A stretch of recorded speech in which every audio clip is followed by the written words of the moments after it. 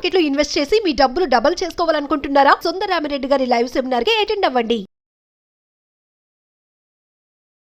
High viewers, India's largest digital media network Suman టీవీకి స్వాగతం. ప్రస్తుతం మనతో ఉన్నారు motivational speaker and language trainer Vijaya Bangaru Amma. అమ్మతో మాట్లాడతాం. అమ్మ నమస్తే.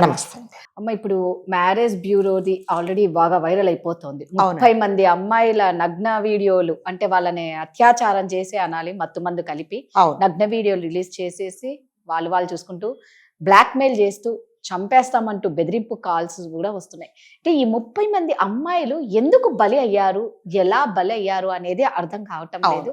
అందులో ఒక్క అమ్మాయి మాత్రమే డేర్ గా వచ్చి చెప్తుంది, కానీ మిగిలిన వాళ్ళు రావటం లేదు బయటికి. ఇది వెయిట్ లాస్ అనేసే కదా, వాళ్ళు మ్యారేజ్ బ్యూరో నడిపిస్తున్నారు. వెయిట్ లాస్, అసలు వీళ్ళకి నెంబర్స్ ఎలా దొరుకుతున్నాయి? అదేనండి, అంటే ఇది కూడా ఒక రకమైన స్కామ్ అన్నమాట. ఇదేంటంటే, అంటే మీ కొన్ని పెద్ద పెద్ద మాల్స్కి వెళ్ళండి, లేకపోతే రోడ్డు మీద చాలా మంది ఇస్తారనమాట.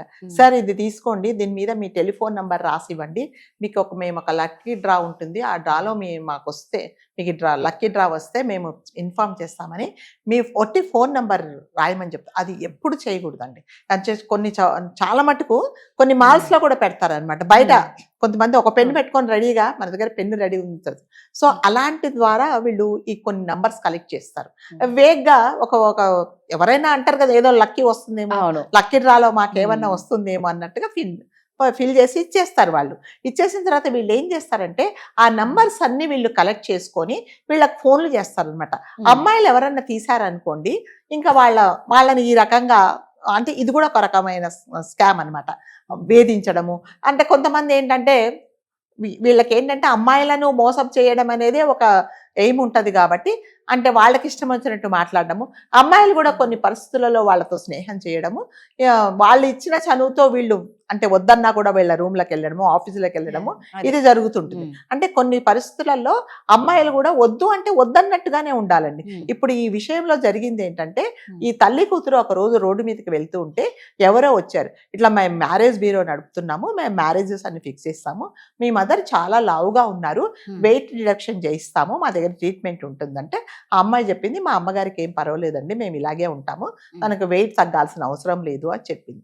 చెప్పిన తర్వాత ఏమైందంటే, మళ్ళీ వాడు రెండో రోజు మళ్ళీ వెంటబడ్డారు. లేదు మీకు అట్లాంటి డబ్బులు కూడా ఏముండవు, ఏదో ప్రలోభ పెట్టాడు.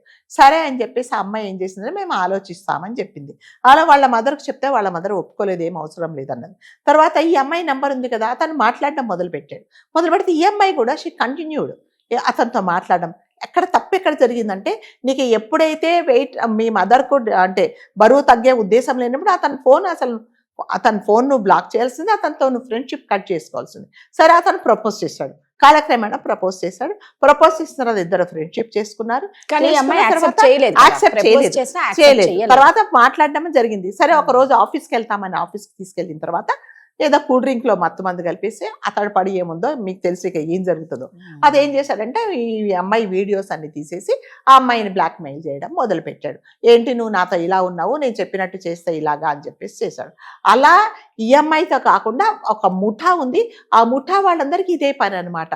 అమ్మాయిలు కనిపిస్తే వాళ్ళని బ్లాక్ మెయిల్ చేయడము, వాళ్ళతో కొన్ని రోజులు ఫ్రెండ్షిప్ చేయడము, ప్రపోజ్ చేయడము, ఒకవేళ ప్రపోజ్ చేసినా కూడా ఫ్రెండ్షిప్ చేసి మోసాలు చేయడము, ఒకవేళ ప్రపోజ్ చేసినప్పుడు వాళ్ళు ఒప్పుకోకపోతే ఇలాంటివి చేయడము, వీళ్ళు ఇలాగే చేస్తూ ఉన్నారనమాట. సరే, ఈ అమ్మాయి ఏం చేసి ఇంతమంది బాధితులలో ఈ అమ్మాయి ఒకటి ధైర్యంగా వెళ్ళి పోలీస్ స్టేషన్లో కంప్లైంట్ ఇచ్చింది. సార్, నాకు ఇలాంటిది జరిగిందంటే పోలీస్ వాళ్ళు మీరు యాక్షన్ తీసుకోండి, అలాంటి బ్యూరో అని చెప్పి డీటెయిల్స్ ఉంది. వాళ్ళు ఏం చెప్పారంటే, అసలు నువ్వు ఎందుకు వెళ్ళావు, నువ్వు వెళ్ళాల్సిన అవసరం ఏమొచ్చింది, వాళ్ళ దగ్గరికి నువ్వు వెళ్ళినందుకు కదా నువ్వు అంటే వాళ్ళకి ఛాన్స్ ఇచ్చావు కదా నీ ఫొటోస్ తీసుకోవడానికని వాళ్ళన్న ఒక పాయింట్ ఆఫ్ వ్యూలో అది కూడా కరెక్టే. ఇప్పుడు ఇంట్రెస్ట్ లేనప్పుడు వెళ్ళకుండా ఉండాల్సింది. కాకపోతే వీళ్ళ తప్పేంటంటే, ఆ అమ్మాయి వచ్చినంత మాత్రాన ఆ అమ్మాయిని వాడుకొని మీరు ఇట్లాంటి అంటే వాళ్ళ మీద ఇట్లాంటి ఫొటోస్ అన్ని తీసి బ్లాక్మెయిల్ చేయడం అనేది చాలా తప్పు. ఇవి చాలా జరుగుతూ ఉంటాయండి. కాబట్టి ఎవరైనా సరే టెలిఫోన్ నంబర్లు మన నంబర్ ఎవరికైనా ఇచ్చే ముందు అసలు వీళ్ళు అంటే జినైనా వీళ్ళకి ఇవ్వచ్చా, వీళ్ళకి ఇచ్చినందువల్ల మనకేమన్నా నష్టం జరుగుతుందనేది ప్రతి ఒక్కరూ ఆలోచించుకోవాల్సిందండి. ఎవరైనా సరే ఎవరికంటే వాళ్ళ నంబర్లు ఇస్తే ఎవరు కరెక్టో ఎవరు కాదో ఆ నంబర్లో మన నంబర్ ఇంకా ఎంతమందికి షేర్ చేస్తారో అనేది కూడా ఆలోచించుకోవాలి. ఇక్కడ జరిగింది ఏంటంటే, ఒక నంబర్ వల్ల ఇవన్నీ జరిగాయి. సో కాబట్టి ఈ నంబర్లు ఇచ్చే ముందు మాత్రం కంపల్సరీగా ఆలోచించుకోవాల్సిందండి. చాలా చోట్ల చూస్తాము, ఒక చిన్న స్లిప్స్లలో ఇచ్చేస్తారు. సార్ మీ నెంబర్ రాసేయండి అని చెప్పేసి. చాలా మటుకు వాళ్ళు ఏంటంటే ఏదో లక్కీ డ్రా వస్తుంది, మనకి మనకు ఏదన్నా వస్తుందేమో అని నంబర్లు ఫిలప్ చేస్తారు. అంటే వీళ్ళకి మీరు అడిగారు ఇందాక నెంబర్స్ చాలా మటుకు ఇలాంటి వాళ్ళ నుంచే కలెక్ట్ చేస్తారండి. వాళ్ళ దగ్గర దాదాపు ఇట్లా కట్ట పెట్టుకొని తిరుగుతూ ఉంటారు. కాబట్టి ఎప్పుడు నంబర్లు అనేది ఇవ్వకూడదండి. ఇప్పుడు ఒక విషయంలో మీకు ఇంట్రెస్ట్ లేనప్పుడు ఇంట్రెస్ట్ లేదని ఖచ్చితంగా చెప్పాలి. ఆ చెప్పనందువల్లే ఈ రోజు అమ్మాయికి ఇది జరిగింది. అంటే ఆ బ్యూరో కంప్లైంట్ ఇచ్చారు. కంప్లైంట్స్ పోలీస్ వాళ్ళు ఏం చెప్పారంటే ఈ అమ్మాయి నీదే తప్పు కదా, నువ్వెందుకు వెళ్ళావు, నీకు ఇంట్రెస్ట్ లేనప్పుడు అన్నారు. తర్వాత మా కమిషనర్ దగ్గరికి వెళ్ళింది. మరి ఆ ముఠా అంటే గుట్టయితే రట్టు చేస్తారండి, కంపల్సరిగా వాళ్ళని పట్టుకుంటారు. కాబట్టి అమ్మాయిలందరూ ప్రతి విషయంలో జాగ్రత్తగా ఉండాలి. మీ నెంబర్ ఎవరికైనా షేర్ చేసే ముందు కంపల్సరిగా మీరు కనుక్కోండి, ఈ నెంబర్ ఇచ్చినందువల్ల నాకు అంటే ఫ్యూచర్లో ఏమన్నా నాకు ఇబ్బంది కలుగుతాయా అనేది కంపల్సరిగా ఆలోచించుకోవాలండి. ఇంట్లో వాళ్ళనే నమ్మలేని రోజులండి ఇది. ఇంకా బయట వాళ్ళని నమ్మి వెళ్ళడం అంటే మన జాగ్రత్తలో మనం ఉండాలి. అంటే మీ నంబరు మీరు నా నంబర్ అడిగితే నేను మీకే ఇచ్చాను, కానీ మీరు ఎంతమందికి ఆ నెంబర్ షేర్ చేస్తారో అనేది అది తెలియదు. ఎప్పుడైనానండి అంటే ఒక ఎథిక్స్ ఏంటంటే నా నంబరు మీ దగ్గర ఉంటే ఎవరైనా అడిగినప్పుడు జనరల్ గా మీరు ఏం చేస్తారంటే మేడం మీ నంబర్ పలాని వాళ్ళు అడుగుతున్నారు, నేను షేర్ చేయను అని తర్వాత ఇస్తారు. కానీ ఇప్పుడు అలా కొంతమంది అలా అడగట్లేదు అండి, అడగంగానే ఇచ్చేస్తున్నారు.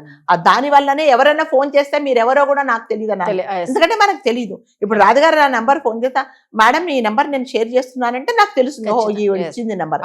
అలా జరగట్లేదు. కాబట్టి మన నంబరు మన పర్సనల్ గా ఏదైనా షేర్ చేసుకున్నప్పుడు కంపల్సరీగా ఇది అంటే దీనివల్ల మనకు ఉపయోగమా, వాళ్ళకి ఇచ్చినందువల్ల మనకేమన్నా హాని జరుగుతుందని కంపల్సరీగా ఆలోచించుకోవాలి. కాస్త అలర్ట్ గా ఉండండి. అలర్ట్ గా ఉంటే మనం ఇలాంటి వాటి నుంచి బయటపడవచ్చు, మనకు జరగవు కూడా అలాంటి అన్యాయం. Thank you.